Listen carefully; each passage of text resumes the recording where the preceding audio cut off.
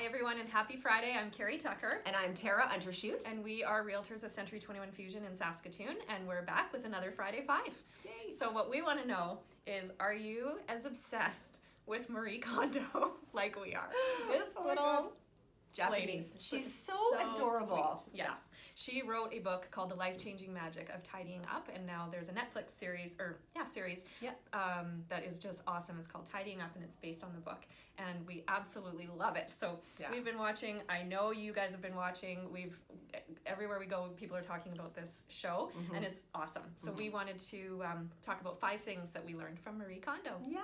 Okay, so number one thing that Marie has taught us is to clean by category instead of room. So she breaks it down into 5 categories, and it's important to stick to the categories and in this order. So number 1 is clothes, and then books, paper, kimono, and under kimono is basically everything else. So kitchen, bathroom, garage, etc. Everything else to go through.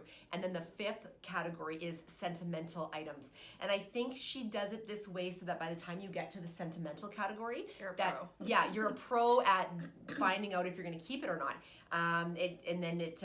You're in the zone, right? So you've already gone through everything else, so it's a little bit easier to get through. So that was number 1. Yes.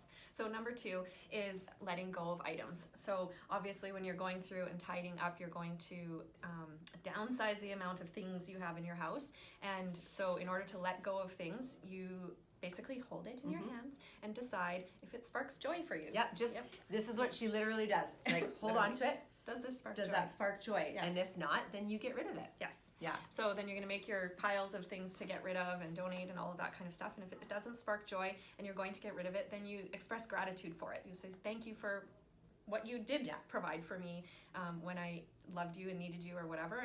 And by expressing some gratitude, it's easier to... You don't feel as guilty. You don't feel guilty for getting rid of it. You don't feel like you're just trashing something. Yeah. Okay, number 3 thing that we learned from Marie is folding and storing of items. So this is mind-blowing. Okay, so this is the thing that I just love the most.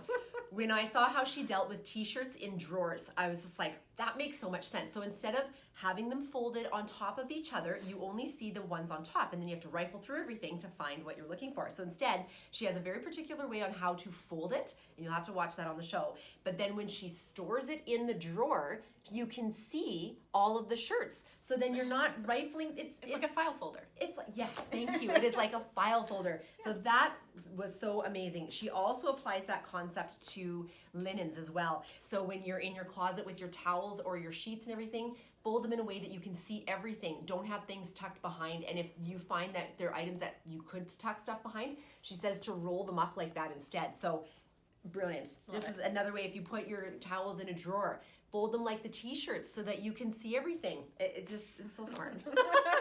You just really love that one. Boom. Yeah. And when you have less things, it's way easier to do that. And she also says pack that way too in your suitcase. Ooh, good to know. It takes up way less room in your Good suitcase. to know. Yeah. So number 4 is tidying with your family.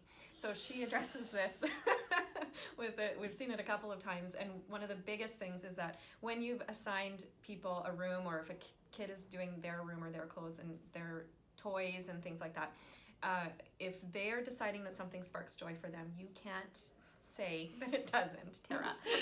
I know. As much as you want to have control over the entire situation, you have to appreciate and understand and respect that other people have their opinions about their own stuff and what they want to keep or not. So when they're going through their drawer of t-shirts and they're picking up a t-shirt that they've had for 20 years, and if they claim it sparks joy, I should be okay with that. Zip it. Which I know it doesn't, because you haven't looked at it for 20 years. I'm getting carried away. Okay. Anyway. And Darcy. Oh, Darcy. We love you. Funny. Okay, the number 5 thing that we've learned from Marie is, and this is profound, is expressing gratitude to your home. So what has your home provided for you and your family over the years, and are you doing it justice? So you think about it, if you've been in there for a while and everything that your home has given you, the shelter, the good times, the memories, and then you see it in such disarray, are you doing your house justice? When you think of it as an entity, it's profound, this whole concept. So that one was one of the biggest things we pulled away besides the shirt folding.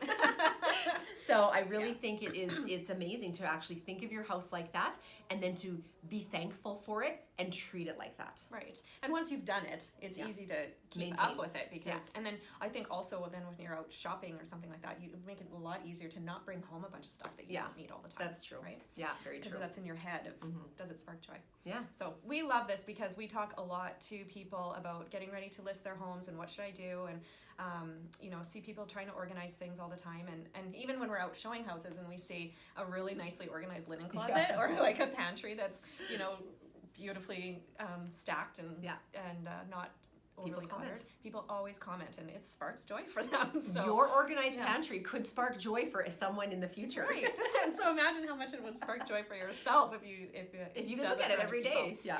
So we love it. So I think it's a you know, good time of year to do these kinds of things because we're kind of stuck in the house a lot.